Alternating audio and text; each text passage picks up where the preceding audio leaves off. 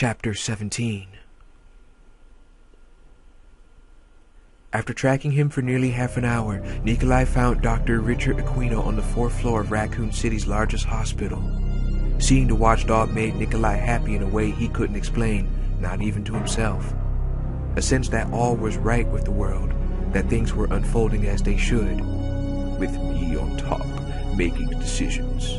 In a moment, there will be only 3 left. 3 little doggies for me to hunt in the land of the walking dead, he thought dreamily. Does it get any better than this? Aquino was just locking a door behind him, a look of sweaty fear on his pallid face as his gaze darted around nervously. He pocketed his keys and turned toward the hallway that led back to the elevator, pushing his smudged glasses to the bridge of his nose. Nikolai was amused to note he wasn't even armed. Nikolai stepped half out of the shadows, planning to enjoy himself. After Nikolai had spent over an hour getting to the hospital, jogging most of the way, the mossy Dr. Aquino had the nerve to try and hide from him. Although he was looking at him now, Nikolai thought it was more than likely that the scientist hadn't even known that he was being hunted and had eluded Nikolai by pure accident. Aquino looked like the kind of man who could get lost in his own backyard. Even now, the watchdog didn't realize he wasn't alone anymore, that Nikolai was only 3 meters away. "Doctor!" Nikolai called loudly, and Aquino jumped around, gasping, involuntarily waving his hands in front of him. His surprise was absolute. Nikolai couldn't help a slight smile. Who are you?" Aquino stammered. He had watery blue eyes and a bad haircut. Nikolai stepped closer, deliberately intimidating the scientist with his size. "I'm with Umbrella. I came to see how you're progressing with the vaccine, among other things." "With Umbrella? I didn't... What vaccine? I don't know what you're talking about." "No weapon, no physical skills, and he can't tell a lie without blushing. He must be brilliant." Nikolai lowered his voice conspiratorially. "Operation Watchdog sent me, Doctor. You haven't filed a details report lately. They've been worried about you." Aquino seemed on the verge of collapsing with relief. "Oh, if you know about... I thought you were... Yes, the vaccine. I've been very busy. My, contact wanted the initial synthesis broken down into stages, so there isn't an actual mixed sample cultivated. But I can assure you that it's only a matter of combining elements. Everything's ready." The doctor practically babbled in his effort to submit. Nikolai shook his head in mock wonder, playing his part. "And you've done this all yourself?" Aquino smiled weakly. "With help from my assistant Douglas, God rest his soul. I'm afraid that I've been running a bit ragged since his death, day before yesterday. That's why I've been remiss in my reports." He trailed off, then attempted another smile. "So you're the one they sent to pick up the sample. Franklin, isn't it?" Nikolai couldn't believe his own luck or Aquino's naivete. The man was about to turn over the only TG viral antidote in existence, and all because Nikolai had said that Umbrella sent him. And now another one of his targets would be showing up. "Yes, that's right," Nikolai said smoothly. "Ken Franklin. Where's the vaccine, Doctor?" Aquino fumbled for his keys. "In here. I was just hiding it. The vaccine base. I mean, we've kept the medium separate. I hid it in here for safekeeping until you arrived. I thought you were supposed to come in tomorrow night. No, the night after. You're much earlier than I expected." He opened the door and gestured inside. "There's a refrigerated wall safe behind that rather tacky landscape. A recent addition by a wealthy patient, an eccentric as I understand it. Not that that's important." Nikolai stepped past the driveling doctor, tuning him out, still feeling dumbfounded that Aquino had been selected as a watchdog, when he suddenly realized that he'd allowed the scientist to get behind him. It all came together in that instant, a complete scenario in Nikolai's mind. The stupid, gossiping science nerd, putting his enemies at ease, capitalizing on their underestimation of his abilities. The awareness took only a fraction of a second, and then Nikolai was moving. He dropped to his knees and swung his arms around, grabbing Aquino's calves and following through, literally sweeping him off his feet. Aquino yelped and collapsed on top of Nikolai. A syringe clattered to the floor and Aquino lunged after it, but Nikolai still held his bony legs. The doctor had no muscle to speak of. In fact, Nikolai found it quite easy to hold the flailing doctor with one arm while reaching for the knife sheathed in his boot with his other. Nikolai sat up, jerked Aquino closer, and stabbed him in the throat. Aquino put his hands to his neck as Nikolai withdrew the blade, staring at his killer with wide, shocked eyes, blood pouring over his fingers as his heart continued its work. Nikolai stared back at him, grinning and pitiless. Aquino had been slated to die anyway, and that he'd attacked Nikolai only made his death a pleasure, in addition to its being a necessity. The scientist finally fell over, still clutching his bubbling throat, and lost consciousness. He died quickly after that. A final spasm, and he was gone. "Better you than me," Nikolai said. He searched the cooling body and found several more syringes and a 4-digit code on a slip of paper, undoubtedly the wall safe's combination. Aquino obviously hadn't expected Nikolai to be around to steal the vaccine. Nikolai stood and walked to the safe, revising his plans as he always tried to do after any unexpected occurrence.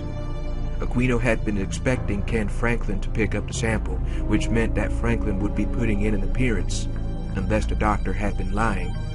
Nikolai didn't think so. Aquino had been so convincing because he had been telling the truth, an excellent technique to distract one's opponent.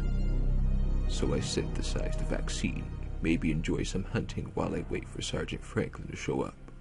Get rid of him, and then destroy the hospital, Aquino's research along with it. If Umbrella's watching, they'll think everything is going according to plan. After that, there's only Chan and the factory worker Terrence Foster. To hell with Mikhail and the other two, they weren't important anymore. As the soon-to-be only surviving watchdog with information to sell, Nikolai would be worth millions. But with the TG vaccine in hand, there was no limit to what Umbrella might pay. By the time they reached the building's back rooms, Jill was almost ready to admit defeat. They'd been everywhere, picking locks, slogging through each tastefully furnished room, stepping over corpses and creating a few new ones. A broken picture window outside the tower's chapel had allowed several carriers to get in, and they'd come across another viral spider in the hallway just past the library. Along the way, she told Carlos a little about the mansion and grounds of the Spencer estate, history that she had dug up after the Star's disastrous mission. Old Man Spencer, one of Umbrella's founders, had been a fanatic for secret hiding places and hidden passages and had hired George Trevor, an architect renowned for his creativity, to design the mansion and to help renovate a few of the town's historical landmarks, tying parts of Raccoon to Spencer's spy fantasies. "This was all 30 years ago," Jill said, "and the old man was completely crazy by then, so the story goes. As soon as everything was finished, he boarded up the mansion and moved Umbrella's headquarters to Europe." "What happened to George Trevor?" Carlos asked. They stopped outside yet another door, what had to be one of the last rooms. "Oh, that's the best part," Jill said. "He disappeared just before Spencer skipped town. No one ever saw him again." Carlos shook his head slowly. "This is one nut job of a place to live, you know that?" Jill nodded, pushing the door open and stepping back, revolver up. "Yeah, I've been thinking that myself." Nothing was moving. Stacks of chairs to the right. 3 statues, busts of women, straight in front of them. There were 2 corpses huddled together to the left of the door, a couple holding each other, making Jill wince and look away. And there, hanging on the southern wall in heavy gold frames, were the 3 clock paintings. They walked into the room, Jill nervously studying their surroundings. It seemed normal. But so did that room in the mansion that turned out to be a giant trash compactor. On impulse, Jill stepped back and used one of the chairs to prop the door open before going to take a closer look at the paintings. Well, kind of paintings. She supposed technically they'd be called mixed media. The 3 pieces were of women, one on each canvas, but each also contained an octagonal clock. The first and the last set at midnight, the one in the middle at 5 o'clock. A small, bowl-like tray protruded from the bottom of each frame. They were labeled as the goddesses of the past, present, and future, from left to right. "On the postcard, it said something about putting your hands together," Carlos said. "That's like the clock hands, right?" Jill nodded. "Yeah, makes sense. It's just obscure enough to be annoying." She reached forward and lightly touched a tray on the middle frame, a dancing woman. There was a tiny click and the tray dipped like a scale, the weight of her hand pushing it down. At the same time, the hands of the clock started to spin. Jill jerked her hand back, afraid that she'd set something off, and the clock hands quickly spun back to their previous settings. Nothing else happened. "Hands together," she murmured. "Do you think they mean that all of the clocks have to be set for the same time? Or do they mean literally the hands aligned?" Carlos shrugged and reached out to touch the tray of the future goddess, definitely the creepiest of the paintings. The past was a young girl sitting on the hill, the present a dancing woman, and the goddess of the future was the figure of a woman in a slinky cocktail dress, her body enticingly posed, but with the bald, grinning face of a skeleton. Jill suppressed a shudder and didn't let any thoughts get started on the theme of imminent death. Like I don't have enough of that already. The tray Carlos touched dipped down, but again, it was the hands on the clock of the present goddess that moved. Apparently, the other two were fixed at midnight. Jill stepped back from the wall, arms folded, thinking, and suddenly she had it. She knew how the puzzle worked, if not the exact solution. She turned around, hoping that the missing pieces were nearby, and she smiled when she saw the three statues. Ah, the symmetry, and the shining objects they held in their slender stone fingers. "It's a balancing puzzle," Jill said, walking to the statues. At closer inspection, she saw that each held a tray with a single fist-sized stone. She picked them up, hefting each orb, noting the different weights. "3 balls, 3 trays," she continued, walking back to the pictures, holding the black stone made from obsidian or onyx, she wasn't sure, to Carlos. Another was clear crystal, the third a glowing amber. "And the goal is to make the middle clock hit midnight," Carlos said, catching on. Jill nodded. "I'm sure there's a motif to the solution, a color match, like black for death, maybe, or maybe it's mathematical. It doesn't matter, it won't take that long to try all of the combinations." They set to work, trying each ball on one painting at a time, then using them all, Jill carefully studying the present clock's hand movements with each placement. It appeared that the different balls held different values depending on which tray they were in. Jill was just starting to feel like she could figure it out. It was definitely mathematical when they lucked across the solution. With the crystal in the past, obsidian in the present, and amber in the future, the clock in the middle struck midnight, chiming softly. The minute hand started to move backwards with a clattering sound, and then the face of the clock itself fell from the picture, pushed out by some machinery that Jill couldn't see. In the revealed hollow was the glittering gold cog that had been missing from the tower's bell mechanism. "Sneaky, you pricks, but not sneaky enough." Carlos was frowning, his expression openly confused. "What the hell is all this anyway? Who would hide the gear at all, and why in such a complicated way?"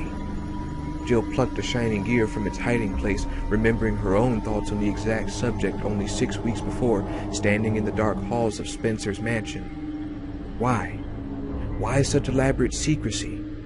The files Trent had given her just before the estate mission had been full of clues to the mansion's puzzles. Lucky for her.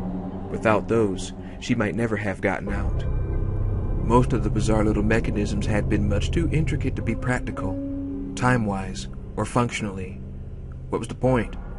After giving it a lot of thought, Jill had finally concluded that Umbrella's real board of directors, the ones no one knew about, were paranoid fanatics.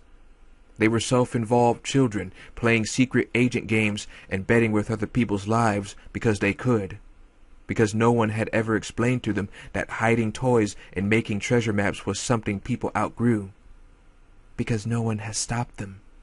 Yet. Suddenly eager to wrap it all up, to place the gear and ring the bell and just leave, Jill phrased it much more simply to Carlos. Because they're wacko, that's why. 100% grade A jacked up batshit. You ready to get out of here, or what?" Carlos nodded somberly, and after a final look around the room, they headed back out the way they'd come.